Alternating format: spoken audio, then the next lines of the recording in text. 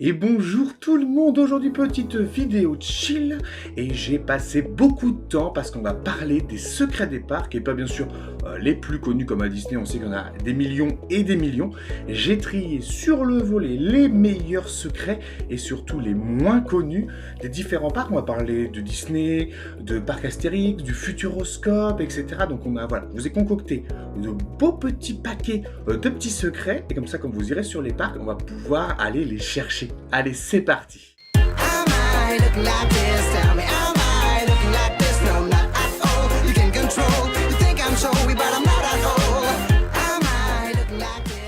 Et on commence avec Nigloland et le numéro 1.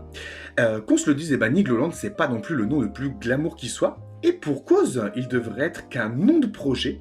À l'origine, les fondateurs qui voulaient appeler leur parc le parc merveilleux. Problème, ce nom il est déjà pris au Luxembourg. Il leur a fallu donc trouver rapidement un nouveau nom et une alternative pour ce parc.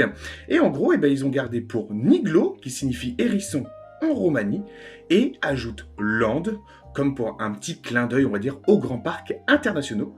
Et ce nom devait être provisoire, et bien sûr, maintenant, il reste fixe, et Nigloland reste un nom des très connus des parcs de France.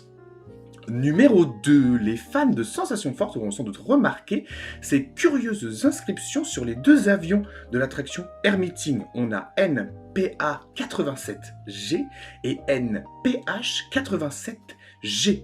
Et ces codes, ils sont pas là par hasard.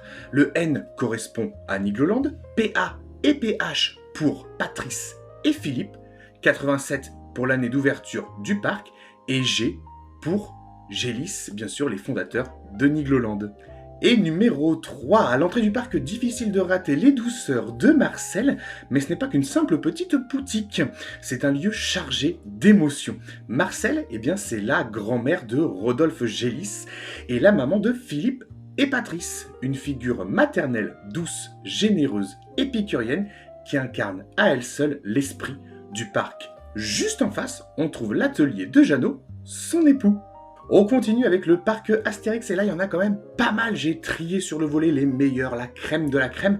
Numéro 1, l'attraction Tonnerre de Zeus est l'une des 3 seules montagnes russes en bois qui existent en France. Numéro 2, parmi les poissons à vendre devant la boutique d'ordre alphabétique, se trouvait une enclume avec des nageoires, et au-dessus, un panneau indiquant « Poisson enclume, riche en fer ». C'est un clin d'œil au célèbre requin-marteau. Numéro 3, dans les décors de la file d'attente de l'attraction d'Osiris, on peut remarquer la présence d'un ascenseur avec un cadran à aiguille et un panneau hors service. Il s'agit d'un double clin d'œil au fameux Sans efforceur du film Astérix et Obélix Mission Cléopâtre, mais aussi à l'ascenseur vintage de l'attraction La Tour de la Terreur des parcs Disneyland. Numéro 4, dans le tombeau de l'attraction, il y a des petits jeux de mots qui sont en référence au mage, qui a été donc démasqué par Iris. Les jeux de mots, c'est le fromage helvète fait référence au fromage suisse, le fromage qui sent pas bon au camembert, et le fromage grillé, habillé en bleu, est référence au bleu d'Auvergne ou au roquefort. Numéro 5, à l'entrée de la zone égyptienne du parc, on peut remarquer un panneau signalisation indiquant « Tenez bien votre profil », bien sûr aux références au dessin égyptien. Numéro 6, si vous appuyez sur le bouton devant l'entrée de la maison à tête de buffle dans le village gaulois, un coq sortira à la fenêtre et se mettra à chanter.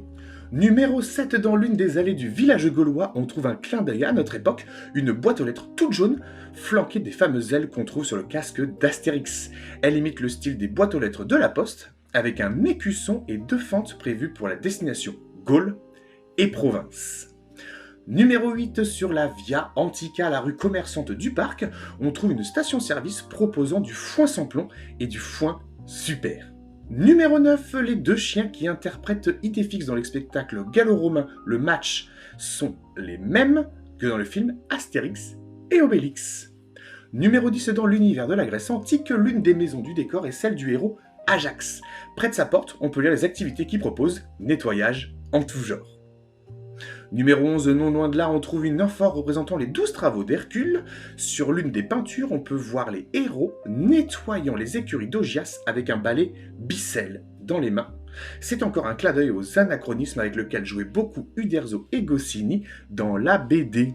Numéro 12, au sommet de l'un des piliers situés à l'entrée de l'attraction Les Défis de César, la tête de l'aigle impérial, symbole bien sûr de Rome, est remplacée par une tête de coq gaulois.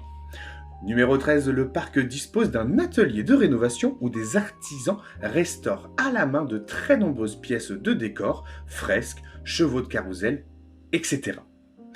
Numéro 14, dans le parc, on trouve de nombreuses références à la signalisation routière comme des panneaux de danger mettant en garde contre des chutes de Romains et les chutes de menhirs. Numéro 15, à l'entrée de la partie gauloise, cette fois on peut voir aussi un panneau avec les inscriptions VR, DS, DLG. Nous souhaitons la bienvenue pour, je cite, les voies romains du sud de la Gaule. Numéro 16, de même à l'entrée de la forêt, on trouve un panneau indiquant des passages d'écoliers avec des marmites en guise de cartable. Numéro 17, sur la Via Antica, on trouve une reproduction du Mac and Peace. Regardez bien. Et numéro 18, dans la zone viking, les cornes du dragon à gauche du trône de Thor sont faites en guidon de vélo. Et pour finir, numéro 19, sur la Via Antica, toujours une mosaïque rend hommage aux deux créateurs de l'univers d'Astérix, Albert Uderzo et René Goscinny. Ils sont représentés en costume d'Astérix et Obélix, accompagnés des noms Goscinny-Rix et Uderzo-Rix, ainsi que la mention Vis Comica, qui signifie la force comique en latin.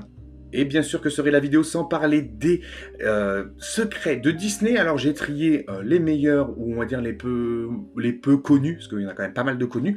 Et numéro 1, les têtes de Mickey sont cachées au coin du parc. Les grands fans appellent ces clins d'œil les Hidden Mickey, et certaines personnes disent qu'il y en a plus de 100. D'autres pensent qu'il y en aura encore plus. Il serait bien trop long, bien sûr, de dresser toute la liste de tous les Mickey cachés. Lors de votre prochaine visite, en tout cas, n'hésitez pas à être vigilant sur l'ensemble des Mickey cachés.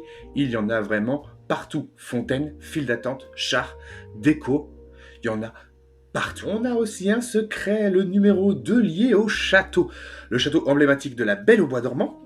Et bien, tout a été millimétré. Son orientation sud lui permet d'être beau sur les photos à chaque heure de la journée.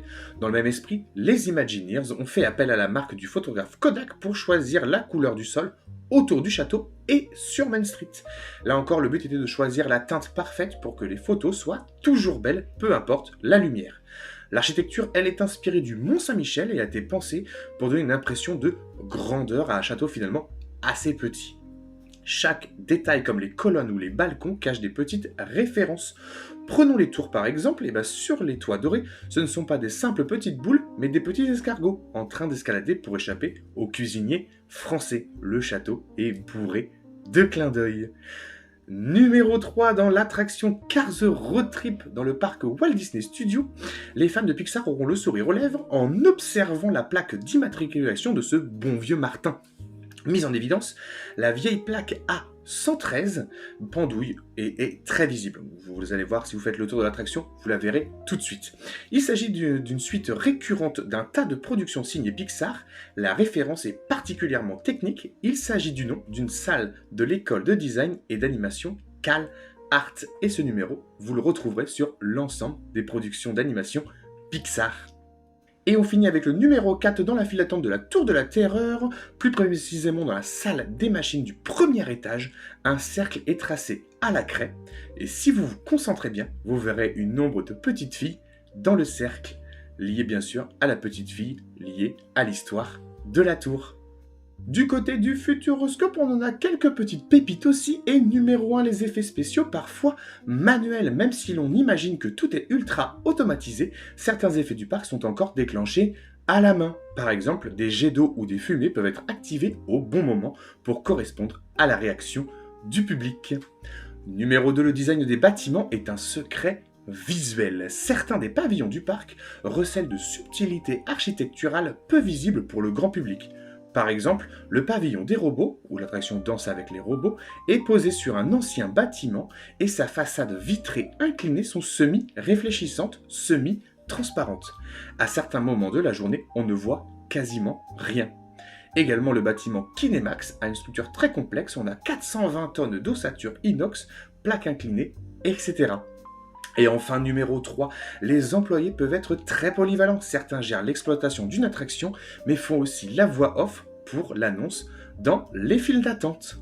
Et on finit avec le Puy du Fou, qui en a quelques-uns aussi. Numéro 1, le spectacle Le Secret de la Lance utilise un donjon de 118 tonnes monté sur des matelas pneumatiques et des essieux pivotants pour permettre des mouvements spectaculaires.